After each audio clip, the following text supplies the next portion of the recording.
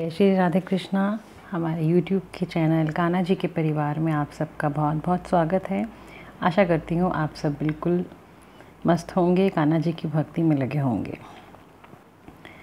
आज हम बात करने जा रहे हैं कथा की। वो बिहारी जी का ही एक चमत्कार है, बिहारी जी की ही लीला है, लेकिन मैंने ये कथा कहीं से पढ़ी है और इस कथा में एक शिक्षा भी दी गई है कि हमें ये नहीं सोचना चाहिए कि भगवान सिर्फ संपन्न लोगों के पास, अमीरों के पास और पैसे वालों के पास ही आते हैं। भगवान तो सिर्फ भाव के भूखे हैं। ये बार बार हर जगह सुना जाता है, मैं भी हर कथा में कहती हूँ कि भगवान सिर्फ भक्ति और भाव के भूखे हैं। ऐसा नहीं है कि जहाँ 56 भोग लगेंगे वहीं जाएगा और कोई सूखी रोटी खिलाएगा तो नहीं जाएंगे। भगवान सिर्फ और सिर्फ भाव के भूखे हैं। तो आइए कथा शुरू करते हैं। एक छोटा सा गाँव था, वहाँ साधु रहता था और वो हमेशा ही कान्हा जी को याद करता था, उनका स्मरण करता था। रोज़ उनके लिए खीर चावल बनाता था, रोज़ इंतज़ार करता था कि कब मेरे कान्हा आएंगे और मेरे खीर चावल का भोग लगाएंगे। ये सब तो ठीक था, वो बहुत भक्त था, लेकिन एक उसकी बुरी आदत भी थी। अब बुरी आदत थी कि वो गाँव में रहने वाले नीची जाति के लोगों को बहुत हीन दृष्टि से देखता था, बहुत बुरी दृष्टि से देखता था और उनसे हमेशा दूर भागता था। ना तो उनको आश्रम में आने देता था और ना उनकी कोई बात सुनता था। उसको ऐसा लगता था कि अगर मैं छोटी जाति के लोगों से बात करूँगा तो कान्हा जी मुझसे नाराज़ हो जाएंगे। वो तो स्वामी हैं, इन नीच छोटी जाति वालों के आगे कहाँ आएंगे और मुझे दर्शन नहीं देंगे। इसलिए वो कभी भी किसी से ठीक से बात ही नहीं करता था। ये उसके मन की एक गलत फहमी थी। उसके आश्रम से थोड़ी ही दूरी पे एक कोढ़ी रहता था। अब वो भी बहुत कृष्ण भक्त था। दिन रात, सुबह शाम उठते बैठते कान्हा जी को याद करता था, उनकी उपासना करता था, हर वक्त उनकी भक्ति में डूबा रहता था। जब भी साधु उसके घर के पास से गुजरता तो उसको कहता, ए नीच कोढ़ी, तुझ जैसे कोढ़ी के घर कान्हा कहाँ से आएंगे? तू क्या उनका भजन कीर्तन करता रहता है? उसके आश्रम के आगे से जब उसके घर के आगे से जब भी निकलता कुछ ना कुछ उल्टा ही बोल के जाता। बहुत साल बीत गए। अब साधु को लगने लगा पता नहीं भगवान कृष्ण क्यों नहीं आ रहे मुझे दर्शन देने। वो उनकी मूर्ति के सामने ज़ोर ज़ोर से रोने लग गया और कहने लग गया, भगवान एक बार तो आओ, दर्शन दो, एक बार तो मेरे खीर चावल खाओ, एक बार तो आ जाओ, भोग लगा लो। वो बहुत उदास होकर कान्हा जी के चरणों में गिर गया। दूसरे दिन जब वो पूजा पाठ कर रहा था, कान्हा जी को भोग लगा रहा था, तो एक गरीब सा बच्चा जिसने चप्पल भी नहीं पहनी, मतलब देखने से ही लग रहा था कि वो काफ़ी पुअर कंडीशन में है, वो आया और साधु उस वक्त कान्हा जी को भोग लगा रहा था। उस बच्चे ने बोला, साधु महाराज मुझे बहुत ज़ोर से भूख लगी है, मुझे कुछ खाने को दो ना। साधु बहुत ही गुस्से में आ गया और चिड़चिड़ करने लग गया, तुझ जैसे गरीब को, तुझ जैसे दरिद्र को मैं क्यों दूं? और दूसरा, तूने मेरी कान्हा की भक्ति में विघ्न डाला है। मैं पाठ कर रहा था, मैं भोग लगा रहा था, तूने मुझे आवाज़ दे दी। उस बिना सोचे समझे एक पत्थर उठा के ज़ोर से उस बच्चे को मारा और उस बच्चे के सिर में पत्थर लगा, खून आने लग गया। फिर भी साधु उसको डांटता ही रहा, भाग यहाँ से, भाग यहाँ से। और डर के मारे बच्चा वहाँ से भाग गया आश्रम से। सामने कोढ़ी का घर था, बच्चा कोढ़ी के घर में चला गया। कोढ़ी ने बड़े प्यार से उसका खून साफ़ किया, पट्टी बांधी और उस भूखे बच्चे को जो रूखा सूखा खाना था वो खाने को दिया। दूसरे दिन वो बच्चा फिर से आ गया साधु के पास। साधु को फिर गुस्सा चढ़ गया, साधु ने फिर उसको मारा, फिर उसको खून निकला, वो फिर कोढ़ी के घर चला गया। कोढ़ी ने फिर से पट्टी बांधी और खाना खिलाया। अब उस बच्चे का और साधु का रोज़ का यही नियम हो गया। बच्चा रोज़ खीर पूरी मांगने आता, साधु पत्थर मारता और वो कोढ़ी के घर चला जाता। थोड़े दिन बाद साधु ने क्या देखा, वो तो हैरान रह गया। साधु जा रहा था स्नान करने के लिए, तो उसने रास्ते में कोढ़ी को देखा, लेकिन अरे अब वो कोढ़ी तो कोढ़ी रहा ही नहीं था। कोढ़ी का कोढ़ गायब हो चुका था। वह एक बहुत ही सुंदर आदमी बन चुका था। साधु ने कोढ़ी को बोला, ओए कोढ़ी, तेरा कोढ़ कैसे ठीक हुआ है?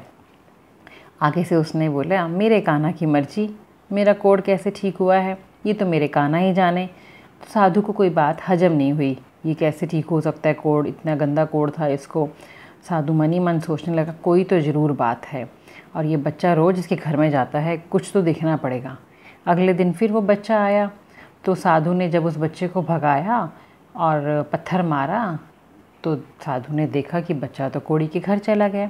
लेकिन साधु ने क्या करा, चुपचाप से उसका पीछा करा कि मैं जाके देखता हूँ कि ये आखिर बात क्या है, ये रोज़ कोढ़ी के घर जाता क्यों है और कोढ़ी ठीक कैसे हो गया। कोड़ी की झोपड़ी में बाहर से खड़ा होकर वो देखने लगा। साधु ने क्या देखा, वो तो जो उसने जो देखा उसकी तो आंखें चक्कर ही खा गई कि आखिर ये क्या हो गया। जैसे ही उसने देखा उसकी आंखें फटी की फटी रह गई कि खुद स्वयं तीनों लोक के स्वामी बांके बिहारी जी कोड़ी के घर में बैठे हैं।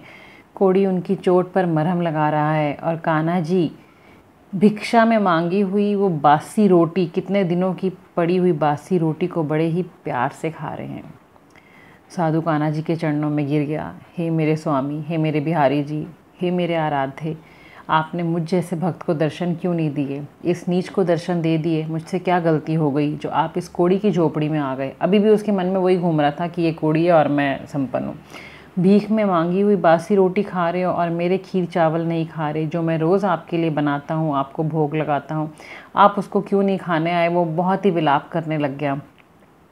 तब बिहारी जी ने उसको कहा, मैं तो रोज़ तेरे घर पे खाना मांगने आता था, तू ही रोज़ मुझे पत्थर मार के भगा देता था। मुझे तो रोज़ भूख लगती है, मैं तो बहुत भूखा रहता था, लेकिन तूने तो मुझे मानवता के नाम पर भी कुछ नहीं दिया।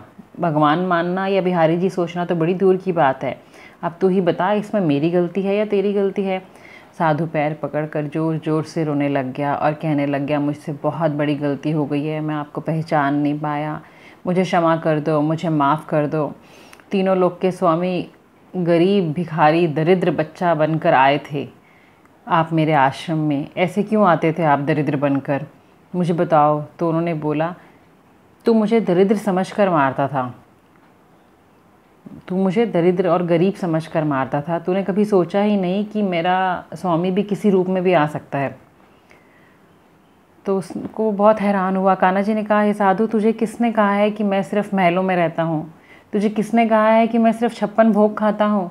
तुझे किसने कहा है कि मैं नंगे पैर नहीं आता?